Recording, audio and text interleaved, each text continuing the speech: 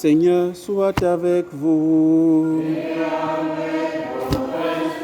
Évangile de Jésus-Christ selon Saint Jean. Gloire à toi, Seigneur.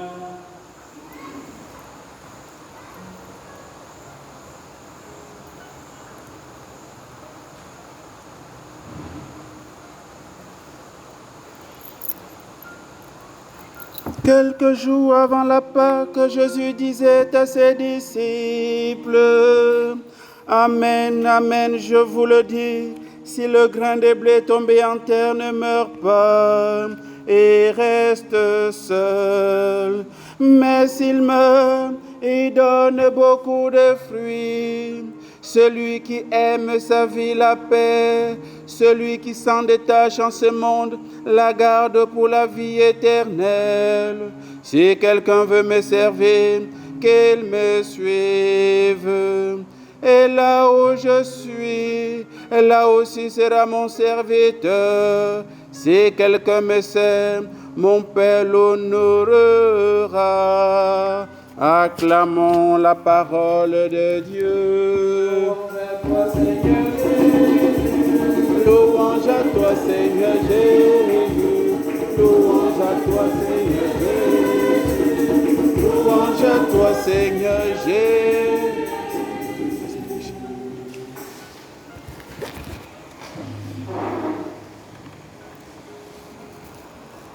À s'aimer trop peu, on récolte trop peu. À s'aimer largement, on récolte largement. Voilà un peu de manière synthétique ce que l'exigence ou alors les principes de notre vie à la suite du Christ. Si on donne un peu, on récoltera très peu. Si on donne largement, ça veut dire que pleinement, on récoltera largement. Ça va de soi, hein? Quand on a une plantation n'est-ce pas, de 5 hectares, avec une plantation de 400 mètres carrés, ce n'est pas la même production, on est d'accord.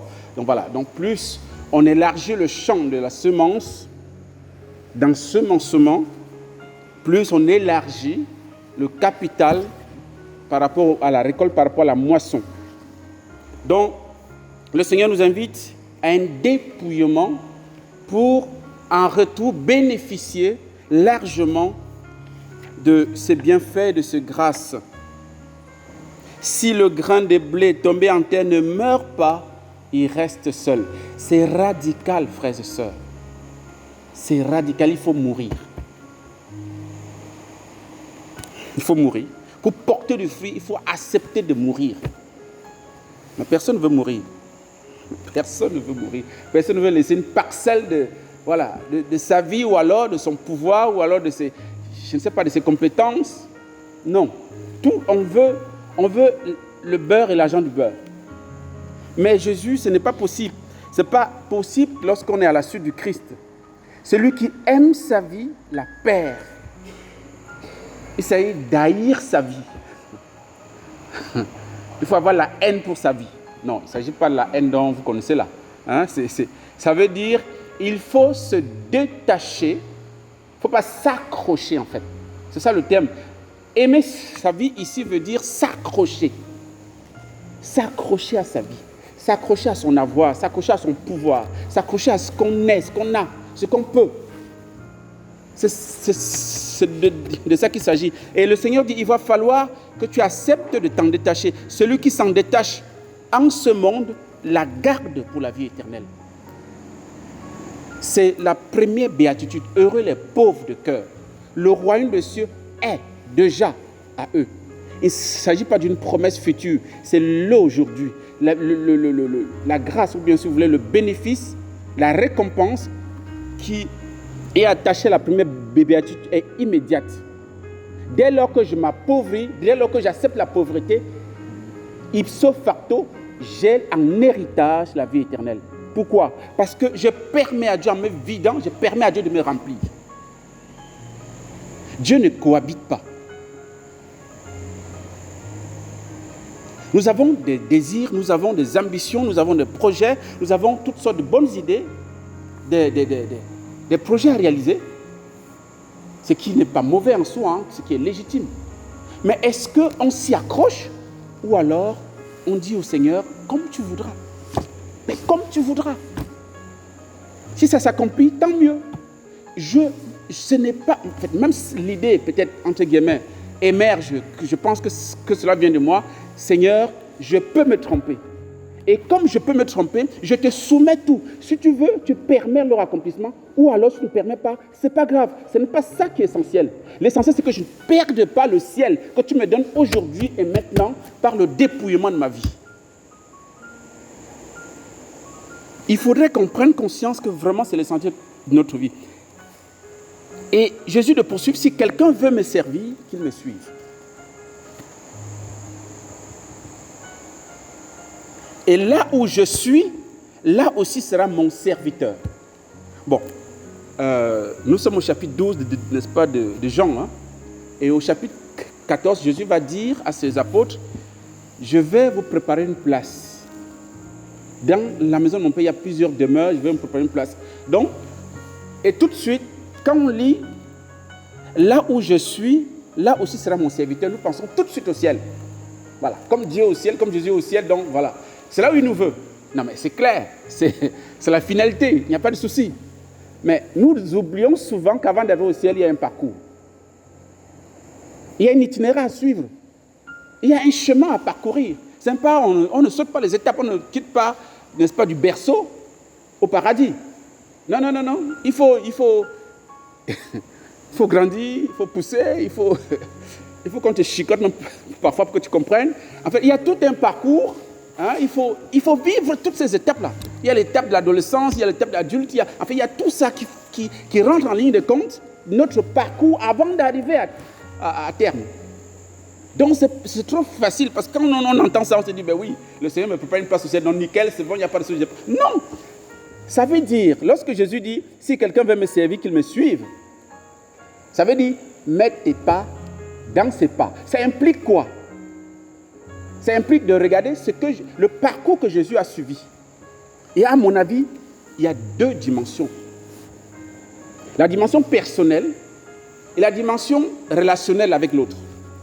La première chose, lorsque je suis Jésus, je dois imiter, je dois passer par où Jésus est passé.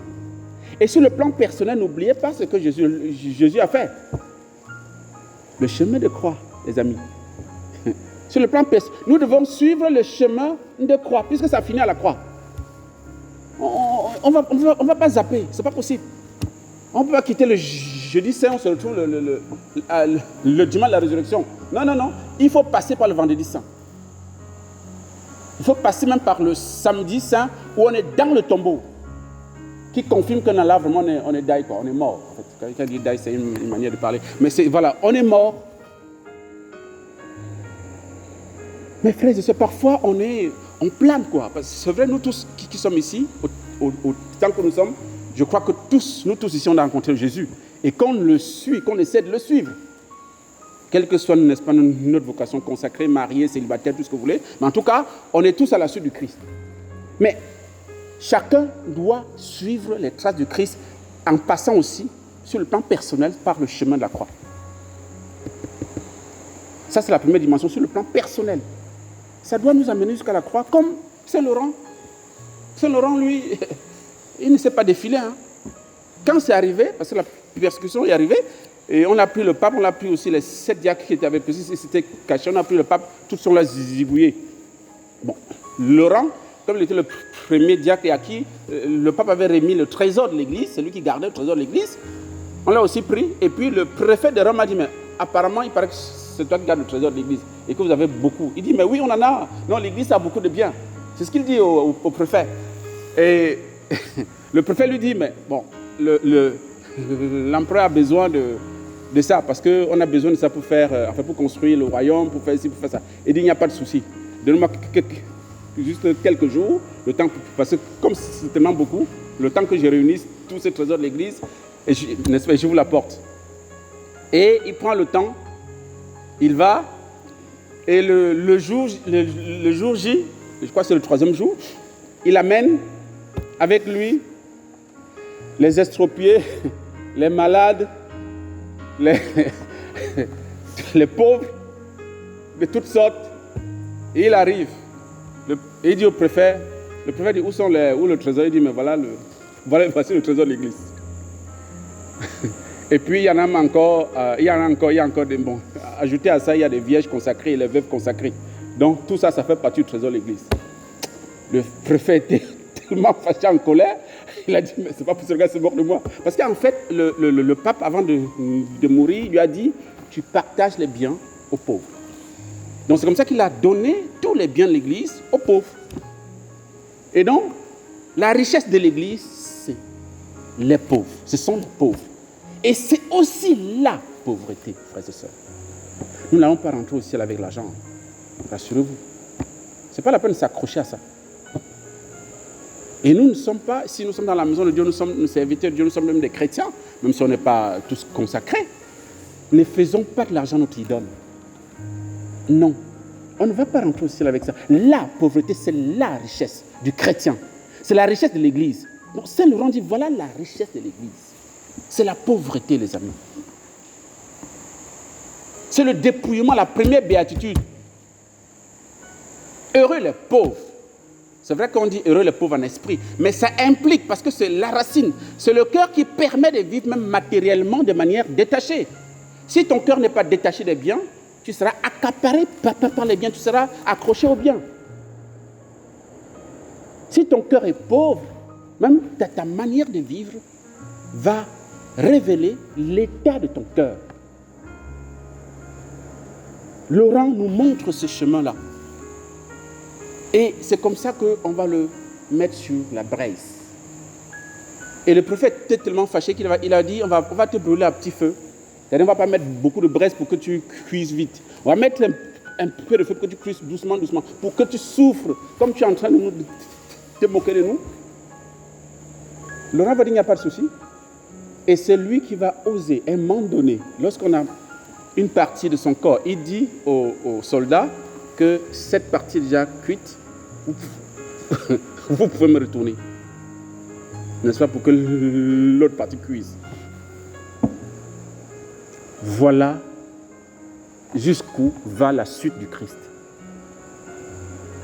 Bon, vous allez me dire que ça c'est... On est d'accord, mais Dieu donne sa grâce, frères et sœurs. Dieu donne sa grâce jusqu'à... Même quand on est devant l'impasse, même quand on est face à l'impossible, si on sait accrocher au Seigneur, Dieu donne la grâce. Et il va convertir tout ce qui était là. Juste à partir de ce témoignage-là, de cette parole qui est en même temps humoristique. Ce côté est cuit, retournez-moi.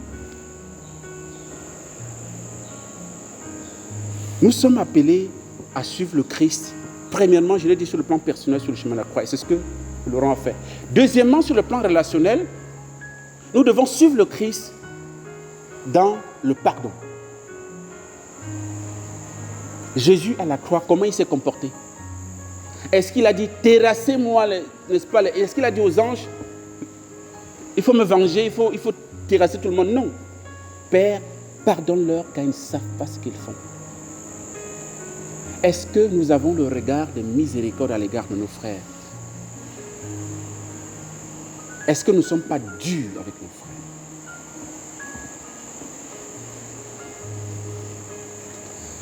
À chacun de répondre. Et le Seigneur dit, si quelqu'un me sert, mon Père l'honorera. Oui, c'est le but. Lorsque tu parviens à suivre le Christ jusqu'au bout, jusqu'à la croix, et qu'il puisait dans la fidélité au Seigneur, c'est une autre béatitude. Hein. Heureux les persécutés, car le royaume des cieux est à eux. C'est aussi le royaume des cieux au présent. La persécution suprême, c'est la mort à cause de Jésus. C'est le summum. Laurent a bénéficié de cette grâce. Et c'est même la grâce d'une bonne mort. C'est vrai que nous prions pour avoir la grâce d'une bonne mort. Mourir de manière paisible sur notre lit d'hôpital ou bien, n'est-ce pas, chez nous à la maison. C'est vrai. Mais la grâce d'une bonne mort est la vraie, la plus belle, c'est de mourir martyr. Il n'y a rien qui soit supérieur. C'est puisque tu es conformé à ton maître, le Christ. Tu es là où il a dit, mon serviteur sera là où je suis. Demandons à Laurent de nous aider à nous, voilà, à nous engager sur le chemin de la pauvreté, de l'abandon, du détachement de soi, de tout projet, de toute ambition, de tout ce que vous voulez. Nous avons tous des ambitions, c'est bien de les avoir, mais en même temps, vivons comme si tout cela n'est rien. Le plus important, c'est que nous fassions la volonté de Dieu là où il nous a plantés.